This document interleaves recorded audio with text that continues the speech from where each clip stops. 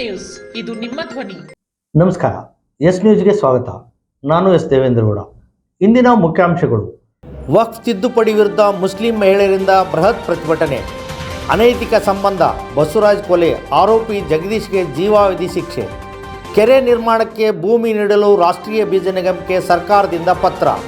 ಬಸವಣ್ಣವರಂತೆ ಅವಿರಳ ಜ್ಞಾನಿ ಶ್ರೀ ಹಡಪದ ಅಪ್ಪಣ್ಣನವರು, ಸಿದ್ದರಾಮೇಶ್ ಮನ್ನಾಪುರ್. ಯುವ ಕವಿ ಪ್ರಶಾಂತ್ ದಾನಪ್ ನಿಲೋಗಲ್ ಚೊಚ್ಚಲ ಕೃತಿ ಜನಾರ್ಪಣೆ. ವಾರ್ತೆಗಳ ವಿವರ. ವಕ್ಫ್ ತಿದ್ದುಪಡಿ ವಿರೋಧಿಸಿ ತಾಲೂಕಾ ಜಮಾತ್ ಇಸ್ಲಾಂ ಹಿಂದ್ ವುಮನ್ಸ್ ವಿಂಗ್ ಹಾಗೂ ಗರ್ಲ್ಸ್ ಇಸ್ಲಾಮಿಕ್ ಆರ್ಗನೈಸೇಷನ್ ವತಿಯಿಂದ ಬೃಹತ್ ಪ್ರತಿಭಟನೆ ನಡೆಸಿ ತಹಸೀಲ್ದಾರ್ ಮೂಲಕ ರಾಷ್ಟ್ರಪತಿಗಳಿಗೆ ಮನವಿ ಪತ್ರ ಸಲ್ಲಿಸಲಾಯಿತು. ಮಜೀದ್ ಹುಡಾ ಪಟೇಲ್ ವಾಡೆ ರಸ್ತೆಯಿಂದ ಹಳೆ ಬಜಾರ್ ಮುಖಾಂತರ ಮೆರವಣಿಗೆ ಪೋಸ್ಟ್ ಆಫೀಸ್ ಮಾರ್ಗವಾಗಿ ಮುಖ್ಯ ರಸ್ತೆಗಳಲ್ಲಿ ಮೆರವಣಿಗೆ ನಡೆಸಿ ವಕ್ಫ್ ಕಾಯ್ದೆಯನ್ನು ವಾಪಸ್ ಪಡೆಯುವಂತೆ ಒತ್ತಾಯಿಸಿ ಕೇಂದ್ರ ಸರ್ಕಾರದ ವಿರುದ್ಧ ಧಿಕ್ಕಾರದ ಘೋಷಣೆಗಳನ್ನು ಕೂಗಿದರು.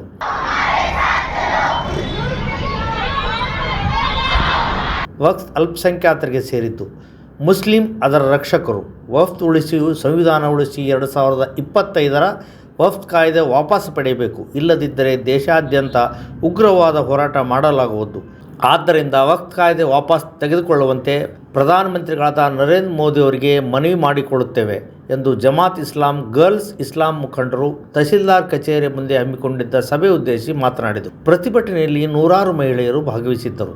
ಸಂಚಾಲಕರಾದ ಸುಮಯ್ಯ ಬೇಗಂ ವುಮನ್ಸ್ ವಿಂಗ್, ಜಮಾತ್ ಇಸ್ಲಾಂ ಹಿಂದ್ ಅಧ್ಯಕ್ಷರು ನೇಹಾ ಸುಮ್ರೀನ್, ಗರ್ಲ್ಸ್ ಇಸ್ಲಾಮಿಕ್ ಆರ್ಗನೈಸೇಷನ್ನ ಲುಮ್ನಾ ಬೇಗಳಗಾವಿ, ರಿಜ್ವಾನಾ ಬೇಗಂ, ಅತಿಯಾ ಫೌಜಿಯಾ, ಸೈನುದಾ ಬೇಗಂ, ಉಮ್ಮಾ ಕುಲ್ಸುಮ್, ಖಮರ್ ಸುಲ್ತಾನಾ, ಮೊಹಮ್ಮದ್ ಹುಸೇನ್ ಸಾಬ್, ಶರ್ಫುದ್ದೀನ್ ಸಾಬ್, ದಿಲಾವರ್ ಅಂಬರ್ ಖಾನ್, ವಸೀಂ ಹುಸೇನ್ ನಾಯಕ್, ಶಬ್ಬೀರ್ ಯತ್ಮಾರಿ ಸೇರಿದಂತೆ ಇತರರು ಭಾಗವಹಿಸಿದ್ದರು.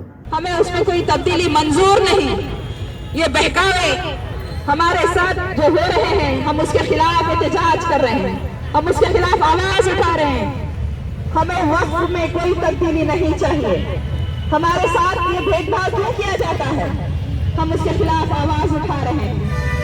तुमने समझा हम खामोश रहेंगे, तुमने समझा हम खामोश रहेंगे, हम वक्फ के बारे से आवाज उठाएंगे.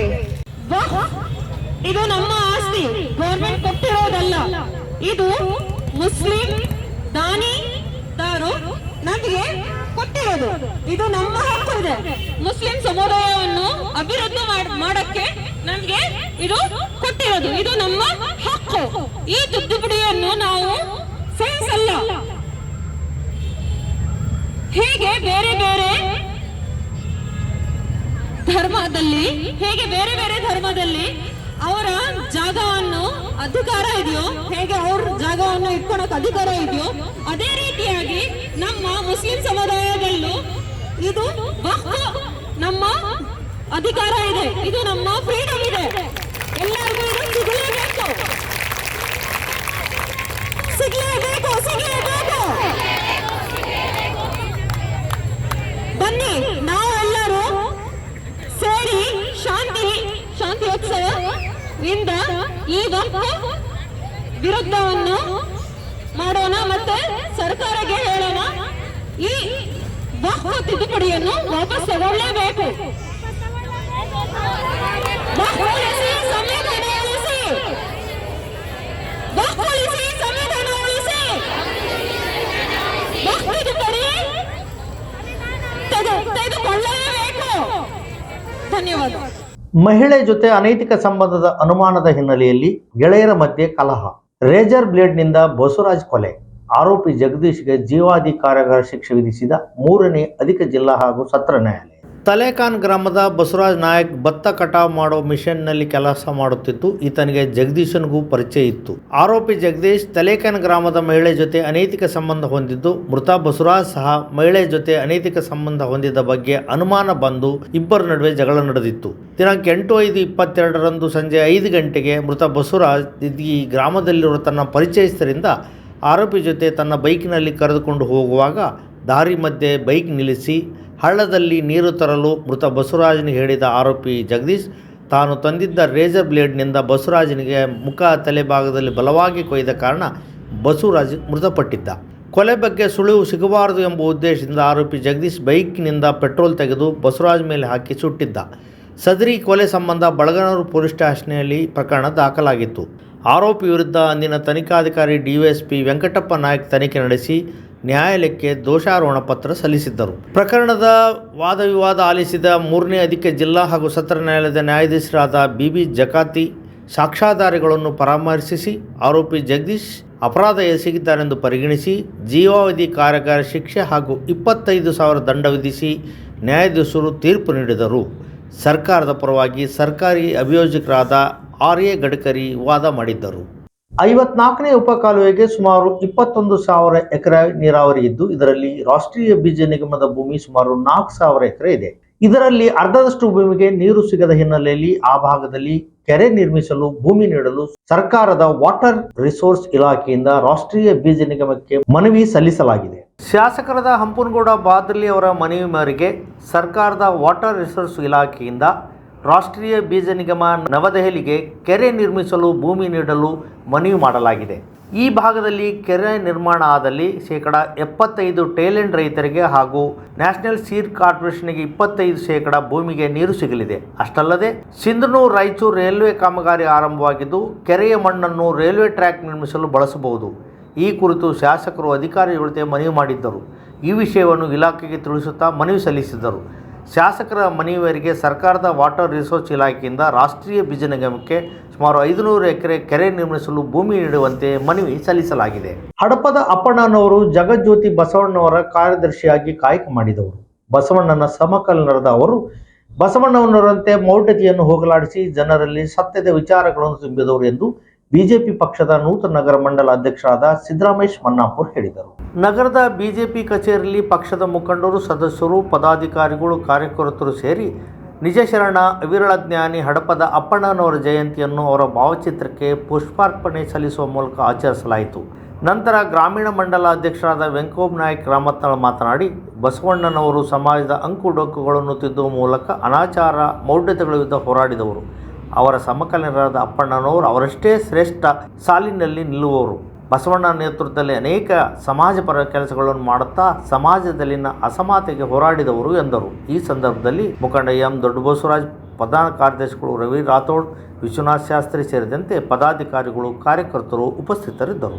ಅವರ ಒಂದು ಎಂಥ ವಿಚಾರಗಳಂತಂದರೆ, ಆ ಒಂದು ಅನುಭವ ಮಂಟಪದಲ್ಲಿ ಅವನ ಸಂಸತ್ತಿನಲ್ಲಿ ಬಸವಣ್ಣನವರಿಗೆ ಬಲಗೈ ಬಂಟನಾಗಿ ಕೆಲಸ ನಿರ್ವಹಿಸಿರ್ತಕ್ಕಂಥದ್ದು, ಮೌಢ್ಯತೆಗಳನ್ನು ಹೋಗಲಾಡಿಸುವಂಥದ್ದು, ಮತ್ತು ಅಸಮಾನತೆ, ಅಸ್ಪೃಶ್ಯತೆ, ದಾರಿದ್ರ್ಯತೆಗಳನ್ನು ಓಡಿಸಬೇಕು, ಈ ಒಂದು ಮೌಢ್ಯತೆಯನ್ನು ತೆಗೆದುಹಾಕಬೇಕನ್ನೋ ಒಂದು ವಿಚಾರಗಳಿಂದ ಒಂದು ಕಳಂಕ ಏನಂತಂದರೆ, ಆ ಸಮಾಜದ ಯಾರಾದರೂ ವ್ಯಕ್ತಿಗಳು ಬಂದರೆ ಹೀಯಾಳಿಸುವಂಥ ಅಂದಿನ ಕಾಲದಲ್ಲಿ ಬಸವಣ್ಣನವರ ವಿಚಾರ ಏನಿತ್ತಂತಂದರೆ, ಅಂಥ ಒಂದು ವಾತಾವರಣದಲ್ಲಿ ನಾನು ಅಪ್ಪಣ್ಣನವರನ್ನೇ ಪ್ರಥಮವಾಗಿ ನೋಡಬೇಕು ಅನ್ನೋದಕ್ಕಾಗಿಯೇ ಅವರನ್ನ ಪ್ರಧಾನ ಕಾರ್ಯದರ್ಶಿಗಳನ್ನಾಗಿ ಆಯ್ಕೆ ಮಾಡಿರ್ತಕ್ಕಂಥದ್ದು ಅಂತೇಳಿ ಇತಿಹಾಸ ಹೇಳ್ತಾ ಇದೆ. ಅಂಬೇಡ್ಕರ್ ಯಾರು ಅಂಬೇಡ್ಕರ್ ಹೋರಾಟದ ಹಾಡುಗಳ ಕೃತಿ ಜನಾರ್ಪಣೆ ಕಾರ್ಯಕ್ರಮ ಜುಲೈ 13ರಂದು ಬೀದಿ ಸಾಲು ಪ್ರಕಾಶನ ಮಸ್ಕಿ ಹಾಗೂ ಕ್ರಾಂತಿಕಾರಿ ಸಾಂಸ್ಕೃತಿಕ ವೇದಿಕೆ RCF ಸಹಯೋಗದಲ್ಲಿ ನಗರದ ಟೌನ್ ಹಾಲ್ನಲ್ಲಿ ಹಮ್ಮಿಕೊಳ್ಳಲಾಗಿದೆ ಎಂದು ಉಪನ್ಯಾಸಕ ನಾರಾಯಣ್ ಬೆಳಕುಕಿ ತಿಳಿಸಿದರು. ನಗರದ ಪತ್ರಿಕಾಭವನದಲ್ಲಿ ಸುದ್ದಿಗೋಷ್ಠಿ ನಡೆಸಿ ಮಾತನಾಡಿದ ಅವರು, ಬೀದಿ ಸಾಲು ಪ್ರಕಾಶನ ಮಸ್ಕಿ ಹಾಗೂ ಕ್ರಾಂತಿಕಾರಿ ಸಾಂಸ್ಕೃತಿಕ ವೇದಿಕೆ RCF ಸಹಯೋಗದಲ್ಲಿ ನಗರದ ಟೌನ್ ಹಾಲ್ನಲ್ಲಿ ಕೃತಿ ಜನಾರ್ಪಣೆಗೊಳ್ಳಲಿದ್ದು, ಕರ್ನಾಟಕ ಜಾನಪದ ಅಕಾಡೆಮಿ ಅಧ್ಯಕ್ಷ ಗೊಲ್ಲಳ್ಳಿ ಶಿವಪ್ರಸಾದ್ ಕೃತಿ ಜನಾರ್ಪಣೆಗೊಳಿಸುವರು. ಅಧ್ಯಕ್ಷತೆಯನ್ನು ಹಿರಿಯ ಹೋರಾಟಗಾರ HN ಬಡಿಗೇರ್ ವಹಿಸುವರು. ಕಾಮ್ರೇಡ್ R ಮಾನಸಯ್ಯ ಕೃತಿ ಕುರಿತು ಮಾತನಾಡುವರು. ಕೃತಿ ಪರಿಚಯ ಉಪನ್ಯಾಸಕ ನಾರಾಯಣ್ ಬೆಳಗುರ್ಕಿ ಅವರು ಮಾಡುವರು ಮತ್ತು ಕಾರ್ಯಕ್ರಮದಲ್ಲಿ RCF ಕಲಾ ತಂಡದಿಂದ ಕ್ರಾಂತಿಗೀತೆ ಹಾಡುಗಳು ಕಾರ್ಯಕ್ರಮ ನಡೆಯಲಿದೆ ಎಂದರು.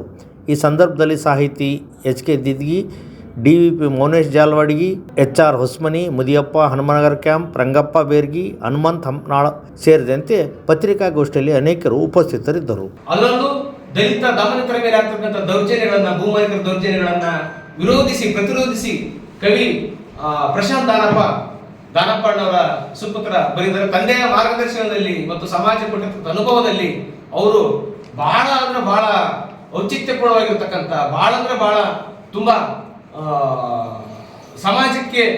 ಸಮಾಜದ ಬದಲಾವಣೆಗೆ ತುಡಿಯುವಂತಹ ಹೋರಾಟದ ಗೀತೆಗಳನ್ನ ಪ್ರಶಾಂತ್ ದಾನಪ್ಪ ಬರೆದಿದ್ದಾರೆ. ಈ ಪ್ರಶಾಂತ್ ದಾನಪ್ಪ ಅವರು ಬರೆದಂತ ಕೃತಿ ಕೇವಲ ಅವರು ಕವಿಗಳಾಗಿ ಮಾತ್ರ ಅದನ್ನ ನಾವು ನೋಡುವುದಿಲ್ಲ. ಈ ಸಂಘಟನೆ ನಾವೆಲ್ಲ ಮಾಡ್ತಾರೆ ಯಾಕಂದ್ರೆ ಕವಿಗಳಾಗಿ ಮಾತ್ರ ನೋಡದೆ ಜನರಿಗಾಗಿ ಬರೆದಿರೋದ್ರಿಂದ ಆ ಕಾರ್ಯಕ್ರಮ ನಾವು ಬಹಳ ಎಲ್ಲರೂ ಸೇರಿ ಯಶಸ್ವಿಗೊಳಿಸ್ಬೇಕು ಅಂತೇಳಿ ನಾವೆಲ್ಲ ಬಹಳ ದೃಢ ನಿರ್ಧಾರ ಮಾಡಿದ್ದೀವಿ. ಸೊ ಅದು ಒಂದು ಹೋರಾಟದ ಗೀತೆಗಳ ಪುಸ್ತಕ ಆಗಿರ್ತದೆ, ಹಾಡಿನ ಪುಸ್ತಕ ಆಗಿರ್ತದೆ. ಅದರಲ್ಲೂ ಕೂಡ ದಲಿತ, ದಮನಿತ, ಹಿಂದುಳಿದ ವರ್ಗದ ನೋವಿನ ಧ್ವನಿಯಾಗಿ ಅದು ಪ್ರತಿನಿಧಿಸುತ್ತದೆ. ಮತ್ತು ಅದು ಈ ಸರ್ಕಾರ ಭ್ರಷ್ಟಾಚಾರ, ಅನ್ಯಾಯ, ಮೌಢ್ಯತೆ, ಜಾತೀಯತೆ ಎಲ್ಲ ಕಂದಾಚಾರಗಳನ್ನು ವಿರೋಧಿಸುವಂತಹ ನೆಲೆಗಟ್ಟಿನಲ್ಲಿ ಆ ಪುಸ್ತಕ ಬಿಡುಗಡೆಯಾಗಿದೆ. ಅಂತ ಪುಸ್ತಕವನ್ನ ನಾವು ಸಮಾಜದ ವತಿಯಿಂದ, ನಾವೆಲ್ಲರ ವತಿಯಿಂದ, ಪ್ರಗತಿಪರರು, ಬುದ್ಧಿಜೀವಿಗಳು, ಸಾಹಿತಿಗಳು, ವಿದ್ವಾಂಸರು ಎಲ್ಲರೂ ಅದನ್ನ ಹೃತ್ಪೂರ್ವಕವಾಗಿ ಸ್ವಾಗತ ಕೋರ್ತಾ ಇದ್ದೇವೆ. ಮತ್ತು ಈ ಮೂಲಕ ಜನರಿಗೆ ಕೇಳ್ಕೊಳ್ಳೋದಂದ್ರೆ ಅವತ್ತಿನ ಕಾರ್ಯಕ್ರಮಕ್ಕೆ ಮತ್ತೊಮ್ಮೆ ಮುಖ್ಯಾಂಶಗಳು. ವಕ್ಫ್ ತಿದ್ದುಪಡಿ ವಿರುದ್ಧ ಮುಸ್ಲಿಂ ಮಹಿಳೆಯರಿಂದ ಬೃಹತ್ ಪ್ರತಿಭಟನೆ. ಅನೈತಿಕ ಸಂಬಂಧ, ಬಸವರಾಜ್ ಕೊಲೆ, ಆರೋಪಿ ಜಗದೀಶ್ಗೆ ಜೀವಾವಧಿ ಶಿಕ್ಷೆ. ಕೆರೆ ನಿರ್ಮಾಣಕ್ಕೆ ಭೂಮಿ ನೀಡಲು ರಾಷ್ಟ್ರೀಯ ಬೀಜ ನಿಗಮಕ್ಕೆ ಸರ್ಕಾರದಿಂದ ಪತ್ರ. ಬಸವಣ್ಣವರಂತೆ ಅವಿರಳ ಜ್ಞಾನಿ ಶ್ರೀ ಹಡಪದ ಅಪ್ಪಣ್ಣನವರು. ಸಿದ್ದರಾಮೇಶ್ ಮನ್ನಾಪುರ್. ಯುವ ಕವಿ ಪ್ರಶಾಂತ್ ದಾನಪ್ ನಿಲೋಗಲ್ ಚೊಚ್ಚಲ ಕೃತಿ ಜನಾರ್ಪಣೆ. ಇಲ್ಲಿಗೆ ವಾರ್ತಾ ಪ್ರಸಾರ ಮುಕ್ತಾಯವಾಯಿತು. ನಿರಂತರ ಸುದ್ದಿಗಾಗಿ ವೀಕ್ಷಿಸಿ ಎಸ್ ನ್ಯೂಸ್. ಇದು ನಿಮ್ಮ ಧ್ವನಿ. ನಮಸ್ಕಾರ.